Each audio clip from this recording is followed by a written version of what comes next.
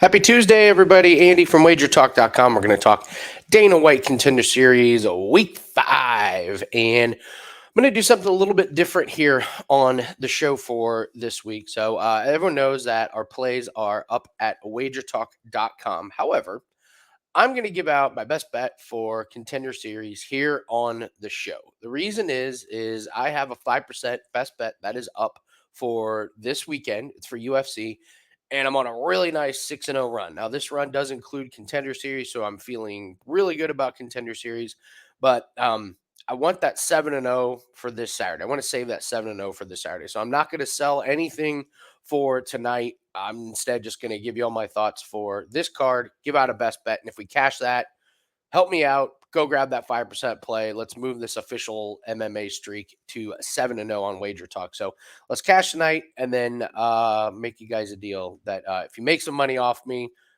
just go ahead and support the show and go grab that 5% best bet. In the meantime, go ahead and hit the like button while we are recording this. And let's go ahead and get right into it. So for me, I think there are just a couple fights that stick out as pretty surefire winners, and that's what I will use for my best bet. The other ones, I'm not 100% confident in, but we'll go through them. This Dione, Barbosa, and Guerrero fight, I feel like this is kind of a little bit of a polarizing fight. I feel like Guerrero is a popular pick for an underdog, and I get it. So my notes on Guerrero is she does like to walk forward. She's a little bit wild with her strikes, and she does like to throw her strikes and then kind of lean in for the clinch. I just don't think she's very efficient with her movement. I think she uses up a lot of energy that is not you don't need to use that much energy. And her cardio is really good though, so I will give her that. But I feel like her cardio is good, but it shouldn't have to be that good. I feel like she's almost a little bit too active and she's doing a lot of movements with, that are not really needed. So she's high volume. She's a little bit wild. She does fight for takedowns at times. Not great form, in my opinion, but she's very strong. So at times she can really impose her will over her opponents. And if you're having an adult beverage tonight, we'll do a drinking game. Take a drink every time Guerrero throws a spinning back fist. My guess is if the fight goes the distance, you'll have to drink a couple times. She loves herself that spinning back fist. So she's pretty good. She's entertaining to watch. I don't think she's very buttoned up. I just think I don't know, that her movements are just a little bit wild. And I like Barbosa. I think her crisp striking is going to show itself tonight because I think when Guerrero walks forward with some of her wild strikes, Barbosa is going to be able to use that jab just to kind of keep the distance a little bit. And she is constantly looking to take her opponents down. And I like her technique when she takes her opponents down. She shoots very aggressive. This isn't one of those where they're lazy shoots and, oh, I push her up against the cage and can't do anything. Like, she sets it up. She fires really, really good when she shoots in, does a good job of grabbing the opponents and then takes them down on the ground. She does a good job holding her opponents down on the ground. It's not the most exciting fighting style when she gets them on the ground, but it's definitely effective. She has great cardio as well. I think that's what's been interesting about Contender Series is you're getting these female fighters and their cardio is really, really holding up for 3 rounds. And this one should be no different. I think Barbosa and Guerrero are going to be pretty close to, I'd say 90% in the third round. So Barbosa had an amazing fight against what was her name? Jenna. Let me look it up here. It was a couple fights ago. Yeah, Jenna Bishop. And by the way, Jenna Bishop's been running through everybody. I think Jenna Bishop's undefeated at this point. She's 5-0. That fight was amazing. I actually thought that was one of Barbosa's best performances just because Bishop was firing shots. She was getting takedowns, but Barbosa was firing shots. She knocked Bishop down a couple times. I actually thought that was her best fight. These wins that she had over lesser opponents, in my opinion, were good, but they went the decision. I really would have liked to have seen the finish. And look, check this out. Look who she's fought. She beat Karina Silva, and she lost. She got KO'd by Josia Nunez. Those are UFC fighters that are having success in the UFC. So she's really been tested, and I like what I see from Barbosa. Guerrero seems to be kind of the sexy underdog pick, and it's a lot of juice on Barbosa. I don't like the juice, but if I'm picking a winner, it's Barbosa. I think her takedowns are going to be just a little bit too much for Guerrero.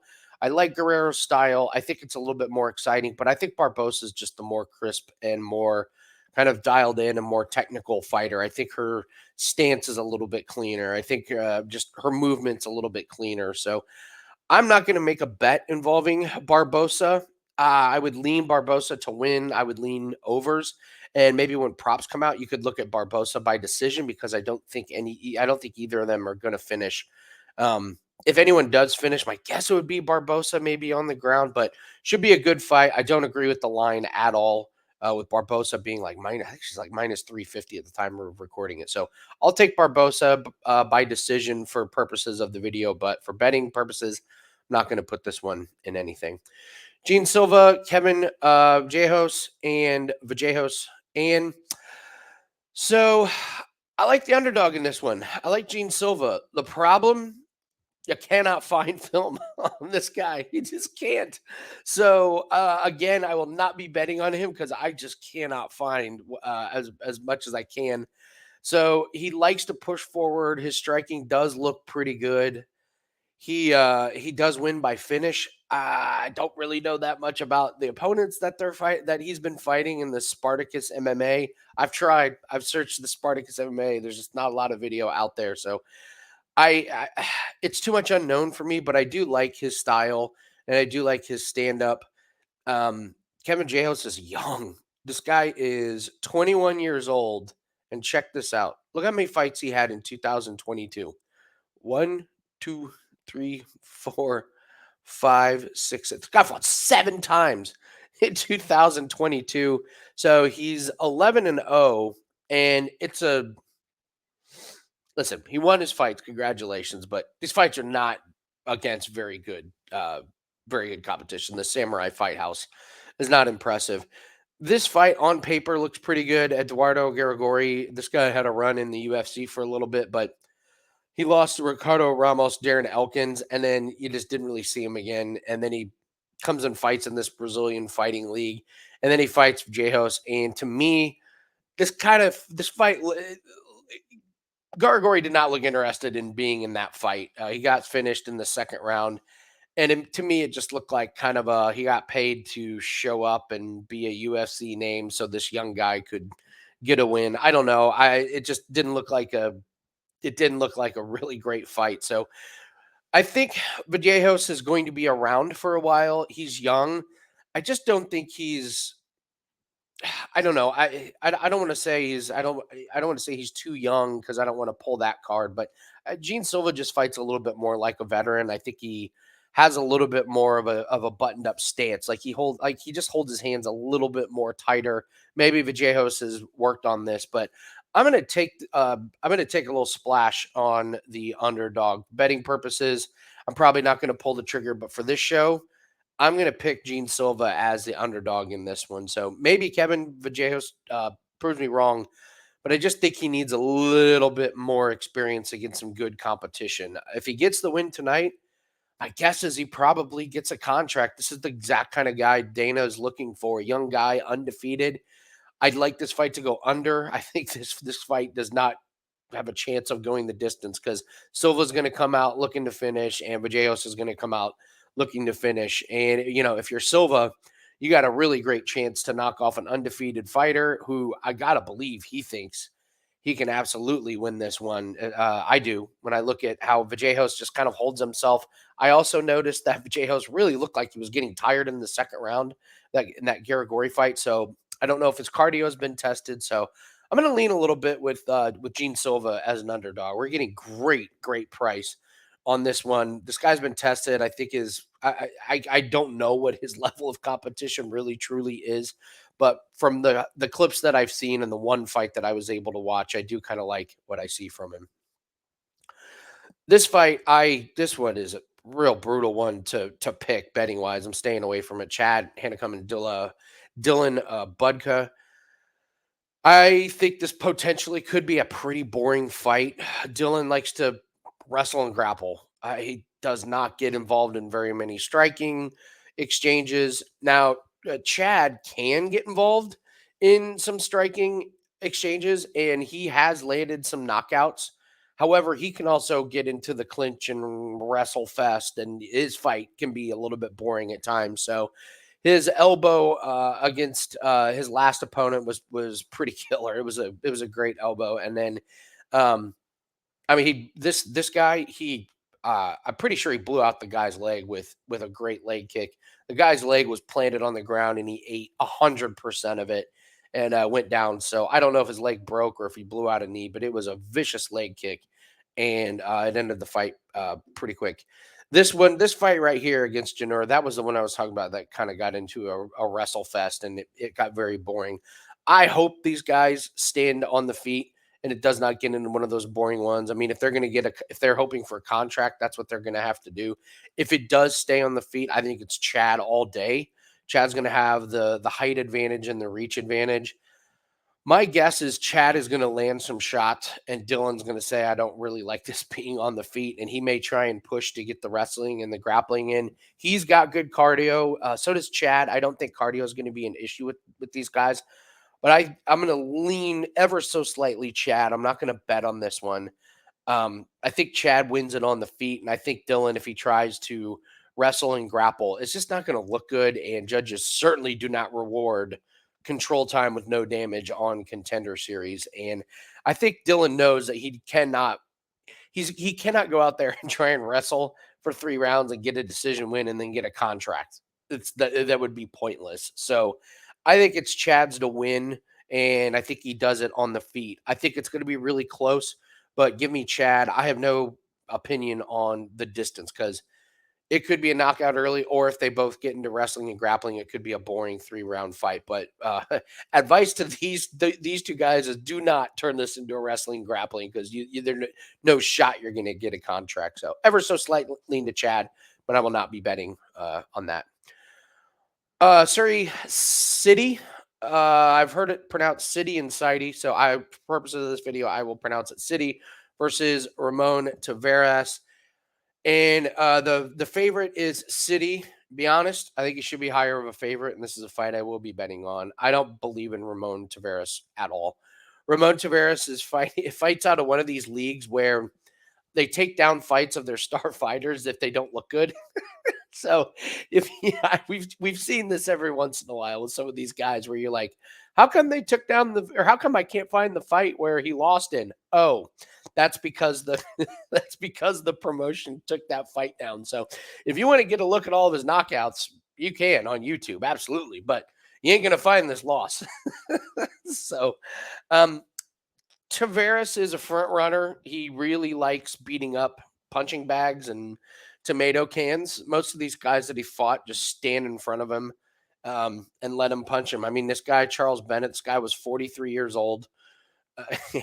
He's 30 and 41. Oh, man. I cannot imagine. And I cannot imagine being 43 years old with over 70 fights and still going out there and getting it done. Shout out to Charles Bennett, though. James Dunn, he could have knocked him out early. He knocked him down several times, but James Dunn is terrible. So Taveras, he's a boxer, but he holds his hands down. He leaves himself ripe to get popped. He also leaves his leg wide open to get popped, and I don't think he's really fought anybody that can take advantage of that. Sidey will. Sidey's very well rounded. I really like his game. I was impressed with how big he looked at weigh-ins because in some of his fights that I've looked, he kind of looks a little bit lanky. And I thought he looked great at weigh-ins. And when you look at his fights, he has definitely fought the better competition. His fight against Ali was really good.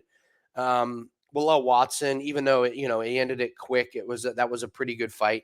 He just fought these guys that actually can hold their own and fight back. Sidey's movement is so much better than Taveras. His leg kicks are so much better. I don't even know if Taveras throws leg kicks, but Sidey will. Sidey's got really, really good head movement. That's something that that Taveras just hasn't seen is guys that can really, really move their head. He doesn't keep it. He doesn't keep it stationary. When he comes into strike, he's always moving.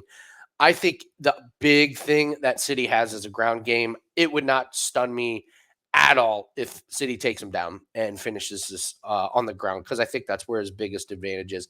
I like him everywhere. I think City's going to be a little bit better of a striker. Taveras, you could say, probably has more power, but he's shown his power when he's beating up guys that are just standing in front of him and letting him, letting him beat up on him. So I don't want to use the word fraud because he is 8-1. He's taking care of business with the guys they put in front of him.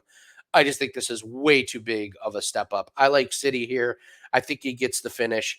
And I think this price, even though on paper it looks like it's a lot, I think it's actually a bargain. So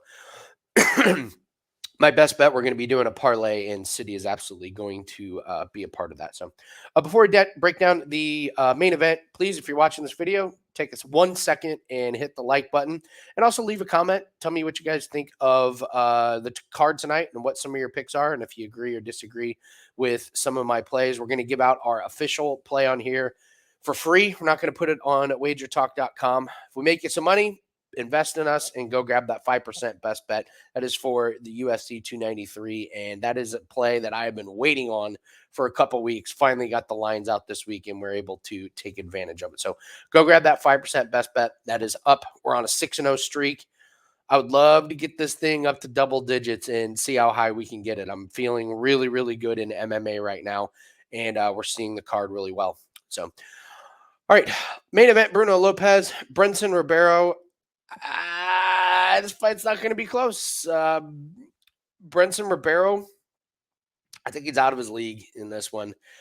Bruno Lopes has looked fantastic. If you have not looked closely at Bruno Lopes's record, you notice that he fought 2015, and then we didn't see him for 6 years. He bulked up, and he has just been on a tear, winning by finish. And it's not just that he's winning by finish. It's the eye test is you're like, okay, this guy's ready. And he's methodical yet powerful, very efficient with his power punches. He doesn't throw punches unless there's a reason for it. He's not wild. He doesn't swing and miss a whole lot. And he just has rolled through these guys. He showed a really nice submission here, and he showed another nice submission. So he can do it on the ground. He can do it on the feet. And it's pick your poison how he wants to finish Ribeiro tonight. This guy, Brendson Ribeiro, not really sure why he's getting a shot. Even in his wins, he does not look that good. In his last fight, okay, on paper, if you're just looking at it, okay, win first round by KO. That was great. He got rocked early in the fight. He was bloodied up, but the other guy kind of gassed himself. And Ribeiro was able to flip it over and get the win on the ground. He's wild. He leaves himself wide open. I just do not see his path to victory outside of an absolutely random, out of nowhere flash KO. But Brendson Ribeiro, I just think this is good. He's thinking he's going to be overwhelmed here. Bruno Lopes, my guess is going to get a contract after he finishes off Brendson Ribeiro. And that brings me to the best bet that we're going to do. And I'm not going to overthink this card tonight. It's going to be Bruno Lopes on the money line and City on the money line. And that gets you to about minus 130. I'm looking at DraftKings right now. You could get cute and you could wait until some of the props come out and you could just take Bruno Lopes inside the distance as a parlay piece with City. But minus 130 is perfectly fine, in my opinion. I'm not going to get too cute with it. I think City's going to overwhelm Taveras, and you're going to see the difference between a boxer that has beaten up nothing but tomato cans versus a real MMA fighter who's UFC ready in City. And Bruno Lopes is going to move to 12-0. He's going to make pretty quick work of Brendson Ribeiro, in my opinion.